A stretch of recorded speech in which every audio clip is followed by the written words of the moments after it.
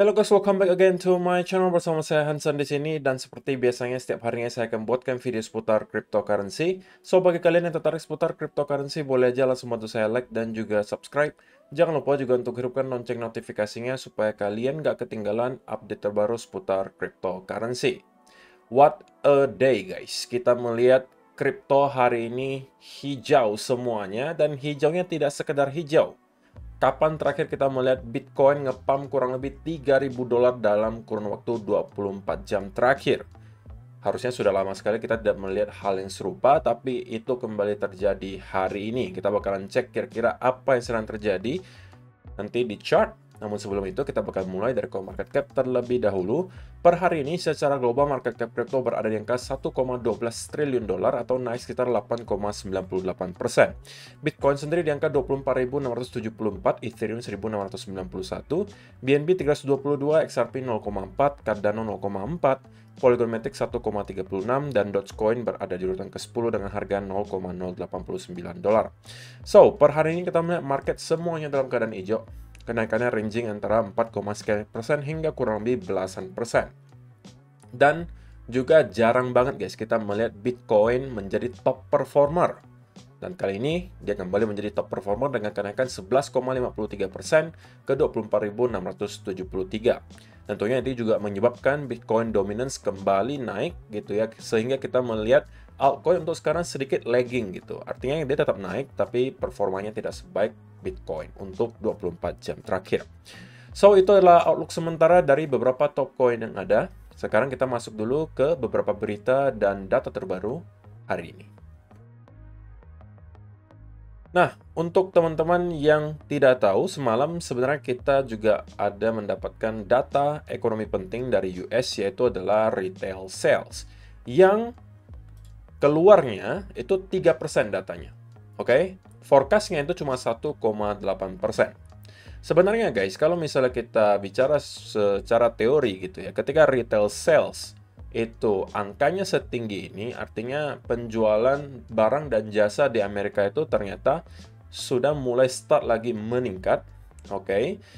Itu harusnya akan berkontribusi lagi ke nanti angka inflasi. Kita pengennya justru retail sales atau penjualan barang dan jasa di Amerika itu justru menurun, bukan meningkat gitu. Kalau misalnya ini meningkat dan ini terus terjadi, oke, maka menurut saya ini akan menjadi sebuah hal yang perlu kita waspadai, karena bisa jadi ini nanti juga akan berdampak ke inflasi yang kembali meningkat. Kita sudah tahu dapat data CPI kemarin memang masih mengalami penurunan, tetapi penurunannya tidak lagi sesignifikan beberapa bulan yang lalu, di mana kemarin kita hanya melihat, bukan kemarin, tapi udah beberapa hari yang lalu kita melihat CPI itu rilis, menurunnya hanya 0,1%. Dan itu adalah penurunan yang paling kecil selama beberapa bulan terakhir. Dan ditambah lagi ada data retail sales di sini menunjukkan bahwa ada peningkatan sebesar 3% penjualan barang dan jasa di Amerika Serikat. Dan hari ini guys, kita juga akan kedatangan data yang cukup penting, yaitu adalah PPI. Nanti juga di pukul 20.30 waktu Indonesia Barat. Jadi, market kemungkinan masih akan tetap volatile sampai 1-2 hari ke depan. Oke? Jadi itu adalah yang pertama. Kemudian yang kedua, karena kita melihat ada pergerakan yang lumayan signifikan di Bitcoin, kurang lebih kita pump 2.000 sampai 3.000 dolar dalam 24 jam terakhir, ada sekitar 53.000 traders yang ke liquid. Tapi menariknya guys, total value-nya itu tidak terlalu besar, hanya kurang lebih 206 juta dolar gitu. Dan tidak mengherankan, 90% dari total 200 juta tersebut adalah dari arah short. Oke, tapi kita belum melihat ada likuidasi besar-besaran seperti yang pernah kita lihat mungkin beberapa bulan atau di tahun 2021 kita pernah menyentuh sampai bilionan dolar, guys. Oke, dan kita belum menyentuh bahkan sampai ke angka 300-400 miliar dolar. Juta dolar maksudnya. Dan saya rasa itu bisa saja terjadi gitu ya. Kalau misalnya kita mampu melihat Bitcoin break di kurang lebih angka 25.200-an ke atas, harusnya kita akan kembali mendapatkan semacam short squeeze. Alasannya kenapa? Nanti kita akan bahas lebih detailnya di chart. Jadi, ini yang perlu kalian ketahui, bahwa untuk sementara, walaupun kita ada dibantu juga oleh short squeeze, tapi sebenarnya short squeeze-nya itu nominalnya tidak sesignifikan yang kita perkirakan. Apalagi dengan pergerakan yang kita lihat Bitcoin selama 24 jam terakhir tuh 3 ribuan dolar, guys. Sedangkan biasanya saja ketika Bitcoin hanya bergerak kurang lebih 1000 dolar, ranging di atas di bawah, itu udah bisa menghasilkan 200-300 juta dolar dalam bentuk likuidasi. Oke, jadi ini adalah sebuah angka yang menurut saya masih normal gitu. Kita pengen ngelihat ada short squeeze yang lebih besar-besaran. Dan itu bisa aja kemungkinan terjadi jika kita mampu melihat Bitcoin rally di atas 25.200-an. Oke, itu yang kedua. Dan yang ketiga, guys. Di sini adalah sebuah berita yang sangat menarik dari Nigeria. Nigerians revolt at the central bank after it declared all currency notes no longer legal tender. Jadi, mungkin ini belum akan kita rasakan di Indonesia dalam waktu dekat gitu ya. Dan mungkin beberapa negara yang lainnya juga belum akan mendapati hal yang sama terjadi. Tapi ini sudah menjadi sebuah fakta, di mana Central Bank Nigeria mendeklarasikan bahwa uang fiat yang mereka pakai selama ini sekarang tidak lagi legal. Kalian bisa bayangkan kalau misalnya kalian pegang rupiah nih sekarang gitu kan, punya uang 1 miliar rupiah, misalnya dalam bentuk mata uang kertas gitu kan. Kemudian dikatakan oleh Central Bank Bank Indonesia mengatakan sekarang uang kertas kita ini yang kita pegang itu nggak lagi bisa dipakai untuk transaksi. Apa yang akan kalian lakukan? Mungkin kalian akan lakukan seperti yang mereka lakukan di sini, demo besar-besaran ke bank sentralnya. Tetapi inilah kita bisa melihat faktanya bahwa semuanya dikontrol oleh pemerintah gitu, suka-suka mereka. Dan kemudian di sini apa yang harus mereka lakukan gitu kan? Mereka udah susah payah mengumpulkan uang di Nigeria, tetapi pada akhirnya uang tersebut sia-sia dikumpulkan. Karena sekarang tidak lagi bisa digunakan untuk transaksi.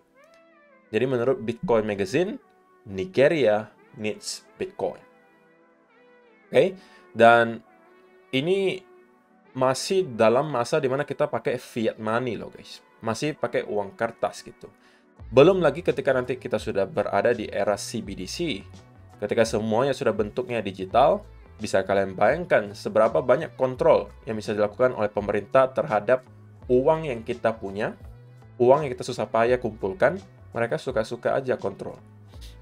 Jadi, tentunya ini sekali lagi menjadi sebuah alternatif dan alasan gitu ya. Kenapa kita perlu yang namanya sebuah sistem yang terdesentral, salah satunya mungkin adalah Bitcoin. Sehingga mungkin at least lah gitu, kita lebih sulit untuk dikontrol oleh pemerintah, karena sistemnya terdesentral. Gitu ya. Berikutnya, sebuah fraktal menarik dari Josh, comparing Bitcoin bottoms 25K is the level to break. Jadi ini ada 3 cycle yang dibandingkan. Cycle kali ini 2022-2023, kemudian di cycle 2018-2019, 2014-2015, di mana tentunya 2014-2015 kita ketemu dengan bottom bear market pada saat itu, sama juga dengan yang 2018-2019.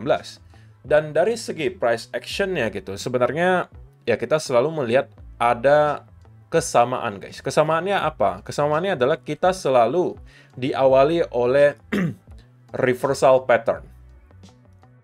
Kalau di 2014-2015, kalian bisa lihat ini persis adalah double bottom.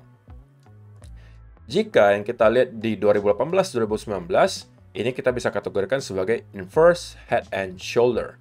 Nah, yang kali ini juga sebenarnya kita juga berbentuk sama seperti inverse head and shoulder. Tetapi pada intinya memang terjadi ada kesamaan pergerakan di sini. Dan menurut Josh gitu, area krusial yang perlu kita break sebelum kita mungkin bisa benar-benar lebih confidence menyatakan bahwa oke, kita sudah berada di bear market bottom adalah di atas 25.000 dolar. Dan saya juga sebenarnya bisa expect gitu ya, kalau kita bisa jebol dari area ini, maka kita bisa melihat candle-candle seperti ini mulai tercipta guys. Oke, karena bisa saja para bears gitu ya, yang kemarin mungkin masih merasa oke, kita masih akan ke 10.000 aman, kita cuma relief rally misalnya. Ketika kita nyentuh ke 19.000, orang masih berteriak ini relief rally. Ketika kita menyentuh 23.000, orang juga masih teriak-teriak bahwa ini hanya sekedar bull trap. Tetapi kalau misalnya kita sudah jebol di atas 25.000 dan mempertahankan di atas area tersebut, bisa saja gitu ya, orang-orang yang kemarin masih menunggu di sidelines kemudian pada FOMO masuk di sini. Oke, jadi kita akan kemungkinan melihat hari-hari yang menarik selama beberapa minggu ke depan di Bitcoin. So, itu adalah beberapa data dan berita hari ini yang pengen saya sampaikan untuk kalian, guys. Sekarang kita masuk ke chartnya Bitcoin, dan saya pengen mulai dari daily chart terlebih dahulu, guys. Nah, jika teman-teman ukur di sini, maka daily candle kemarin itu menghasilkan kurang lebih kenaikan hampir 10%. Oke? Dan kita sudah mungkin jarang sekali ya melihat Bitcoin naik dalam satu candle saja itu 9%. Alias satu hari kita melihat kenaikan sebesar 9%. Rally terakhir di sini pun, kalau misalnya kalian lihat candle paling panjangnya itu paling hanya menghasilkan kurang lebih 5-6%. Oke, jadi terakhir kali kita melihat ada momentum bullish seperti ini itu sebenarnya di bulan September kemarin, guys. Di bulan September kita juga melihat candle yang serupa kurang lebih 10% kenaikannya. Dan setiap kali kalau misalnya kita bicara statistik lagi, guys, setiap kali kita melihat ada Bitcoin menciptakan candle bullish yang kurang lebih 9-10% seperti yang kita lihat di sini, biasanya akan diikuti at least beberapa hari kenaikan berikutnya. Di sini 10%. Oke, kemudian kita naik beberapa hari.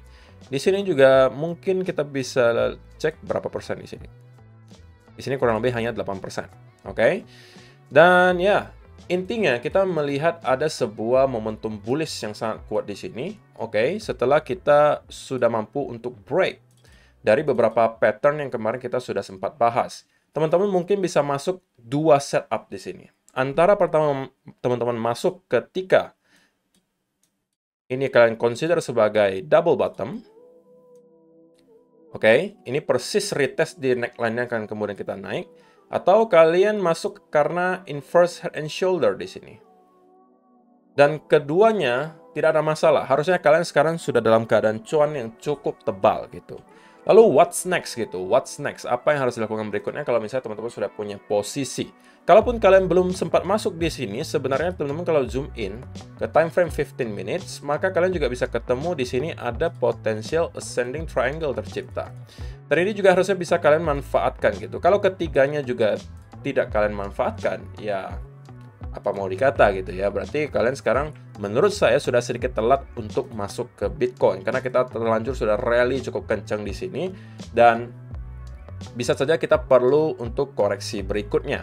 Tetapi karena ada bullish momentum yang cukup deras di sini, saya rasa gitu guys ya, dalam beberapa hari ke depan kita mempunyai chance yang cukup besar untuk dapat break di atas 25.200 guys. Oke, dengan adanya daily chart dengan candle seperti ini, momentum yang terlihat masih cukup bullish dan saya rasa dalam beberapa hari ke depan kita bisa expect Bitcoin untuk akan break di atas area ini. Senario paling idealnya tentunya adalah kalau misalnya teman-teman belum sempat masuk, adalah kalau kita ternyata terkonsolidasi di sekitaran area di sini dan membentuk bullish continuation pattern. Nah, ini adalah mungkin senario paling ideal yang bisa teman-teman harapkan jika teman-teman belum sempat masuk dari sini, ataupun dari sini. Oke? Selain itu, tentunya saya tidak akan sarankan teman-teman untuk masuk long sekarang. Kenapa? Karena tidak ada setup baru yang bisa kalian manfaatkan. Kecuali yang tadi saya sampaikan ini bisa kalian lihat. Ada bullish continuation pattern. Mungkin ini bisa kalian manfaatkan lagi untuk kembali masuk. Oke? Dan sekali lagi, bias saya karena ada momentum yang sangat deras di sini, bias saya adalah dalam beberapa hari ke depan kita harusnya akan bisa break dari 25.000, tetapi tentunya kita harus tahu juga ada invalidasi yang bisa kita lihat kalau misalnya ada sesuatu yang kita lihat di chart itu ternyata bertentangan. Artinya kita tidak membentuk bullish continuation pattern atau tidak melanjutkan kenaikan, tetapi justru misalnya kita mendapatkan ada sell off yang lumayan kenceng dari sini, membuat ini sebagai sebuah fake out, dan kemudian ada misalnya bearish continuation pattern di sini, maka senario di mana kita akan break di atas 25.200 itu persentasenya semakin kecil. Dan justru kalau ini yang terjadi, ini bisa aja berarti kita akan kemudian mendapatkan koreksi yang lebih dalam lagi. Tetapi menurut saya, probability senario yang ini terjadi itu lebih kecil daripada senario di mana kita akan melanjutkan kenaikan menuju di atas 25.200 minimal. Dan itu akan menjadi berita baik guys. Kenapa? Sekali lagi melanjutkan yang tadi, kalau misalnya kita akan break di atas 25.200, maka kalian bisa expect harusnya akan ada semacam short squeeze yang kita lihat. Karena ini adalah area high terakhir yang cukup signifikan guys. Jadi saya yakin juga jika ada orang-orang yang kemudian kemarin short di sini, atau di sini, atau bahkan mungkin di sekitaran sini, bisa aja menaruh stop loss-nya semua di sekitaran atas ini. Dan kita sudah pernah lihat datanya guys ya, memang banyak sekali titik likuidasi yang berada di area 25.200 hingga 25.800. Sehingga kalau kita menyentuh ke area tersebut, kita bisa expect akan ada pergerakan yang volatil di sana. Dan bisa aja kita akan sesegera mungkin menuju ke next area major resistance yang berada di sekitaran 28.000 hingga area 32.000. Dari area range 25.200 sampai 28.000 sebenarnya tidak banyak yang bisa kita lihat dan jadikan sebagai resistance guys. Jadi kalau kita melewati 25.200, saya rasa dalam waktu yang singkat kita akan langsung kemudian menyentuh ke area 28.000 atau bahkan 30.000. Jadi itu yang bisa saya expect untuk beberapa hari ke depan. Cuma untuk short termnya tentunya untuk teman-teman yang belum sempat masuk, it's not a good idea untuk masuk sekarang. Kalau misalnya teman-teman beli di sini, kalian bisa saja membeli di pucuk gitu ya. Dan kalian kemungkinan membeli atas dasar FOMO. Jadi usahakan jangan dilakukan. Kalau misalnya sudah ketinggalan ya sudah. Kenapa? Karena masih akan banyak setup lainnya yang nanti akan datang. Daripada kalian meresikokan membeli di pucuk, lebih baik kalian bersabar sedikit, karena toh kalian sudah ketinggalan banyak sekali setup. Oke, memang bukan rezeki aja gitu. Artinya kalian udah ketinggalan di sini, udah ketinggalan di sini, udah ketinggalan di sini, ya sudah. Sekarang kalian stay in the sidelines dulu, menunggu clue berikutnya dari market pengennya kemana. Kalau misalnya nanti dikasih setup lagi, baru teman-teman masuk. Oke, jadi itu pesan untuk hari ini guys. Jangan sampai teman-teman FOMO masuk di sini, karena bisa saja tentunya masih ada potensial bahwa kita akan kembali masuk ke dalam, walaupun menurut saya probability-nya kecil. Probability paling dominan yang menurut saya adalah kita akan melanjutkan kenaikan menuju di atas 25.200 dan dari sana kita akan melihat semacam short squeeze. Oke, so selamat untuk teman-teman yang misalnya sudah sempat masuk dari beberapa senario yang pernah kita bahas kemarin antara inverse and shoulder di sini atau misalnya double bottom. Kalian seharusnya udah mungkin bisa start untuk at least gitu ya, menggeser stop loss kalian ke arah profit sehingga apapun yang terjadi ke Bitcoin selama beberapa waktu mendatang tidak akan ada loss yang kalian lihat di portofolio kalian. Oke, so terima kasih yang sudah menonton sampai selesai. Saya rasa videonya cukup sampai di sini saja. See you in the next video guys. Bye bye.